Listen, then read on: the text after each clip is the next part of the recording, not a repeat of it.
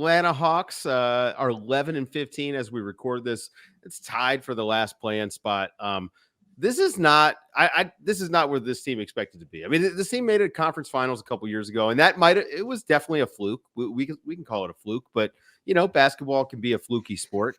Quinn Snyder had a full off season, had training camp. This team just isn't really that good, I think, is the biggest problem. What do you guys think? I mean, their internal development has stalled. That's it. No, that's how you describe the Hawks. No. That's everybody. I'm not trying to kill you. That's everybody. Like, yeah. No, but think of the players on that team that there were some like high hopes internal development. Like DeAndre Hunter has plateaued and perhaps regressed since his in the last couple of years. They maybe made the wrong choice between him and Herter for that wing spot. Capella is fine, but he's blocking Okongwu, and Okongwu hasn't really developed in quite in the way you would think. Well, he clearly should.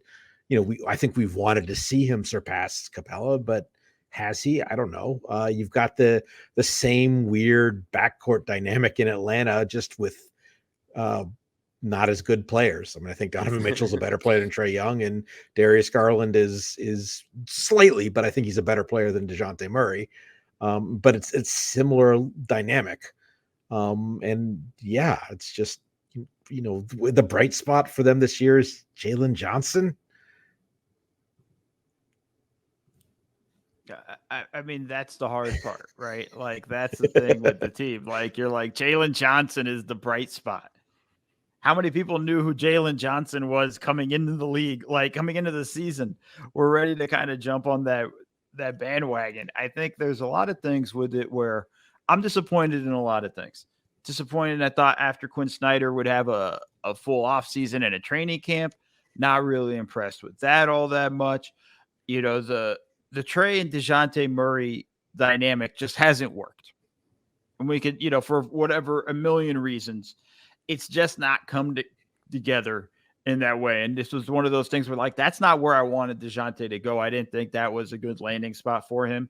And I feel like we all just thought, like, okay, whatever, it should just fit fine. And it hasn't worked out because it requires Trae to give up the ball more often than not. And I don't know if that's something he wants to do. He's been better at it this year to a degree, but still the whole thing is just flux, and it's just bad decisions. You talked about it, Seth, giving up on Herter for DeAndre Hunter and then not being able to develop Hunter says a lot. We're not sure if Okongwu can surpass Capella. And probably the only way they'll ever find out is if they trade Capella, and then they have to hope they were right. Because if they're wrong, and now they're in even worse position. And like, that's kind of the scary proposition there. I just think the organization itself has a whole lot of stuff they got to look at in terms of how they operate from the top on down. And I think there's a lot of things there. And it's just kind of, they're just blah. Like, I made fun of you for the sounds you made before you start, but that's honestly my feelings about, like, okay, let me turn on the Hawks. Let me turn on the Hawks. It's just like, it's a morass, right? It's not, it's not tough. Detroit, because it's not embarrassing. This is not, they haven't lost 20 some odd games in a row. They're just like a run of the mill bad team.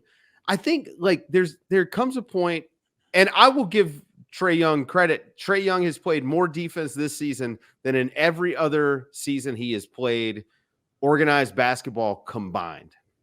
More defense, low bar possessions, full possessions than he's ever played in his life. But he's still not, like, he's never going to be an average defender ever.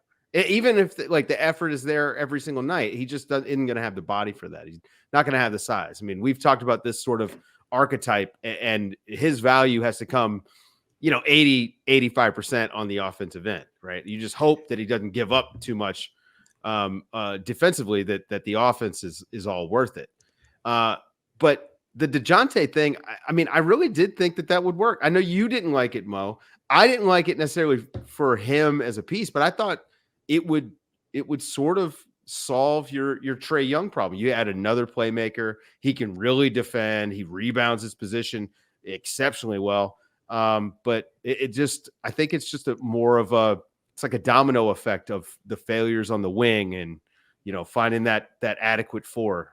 I mean, I think it's listeners to this pod will know I've never been the biggest Trae Young guy, but they're fourth in offense, and that's so Trae's kind of done his job, and yeah, he's not great defensively, but with the rest of the talent on their roster, starting with Murray and Capella, and Hunter is supposed to be a defensive wing, like they're 27th in defense, and that's not all on Trae.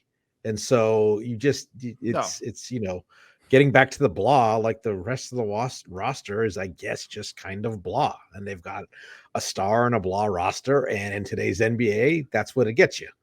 Yeah. So I'm at like defend one person on that roster. Hold on. I'm only going to defend one person on that roster. Bogdan Bogdanović is not blah. And how dare you, Seth, call him blah? Okay. How dare you, sir? That is offensive and wrong. Okay. He is not blah. He needs to be free and needs to be Bogdan on a team where he can and let it go. If there's one guy, you've been all over the John Collins needs to be traded thing for years. Well, you are on the wrong guy because John Collins got to Utah and he hasn't done very much. Free Bogdanović. By the way, both of them. We'll talk about the other one in a second. But free both Bogdanovićes, please. All right. Here's I've got them at like a 6 or a 7. They've been here for a while, right? Like this is a team that they needed. I think it's time for some changes, maybe wholesale.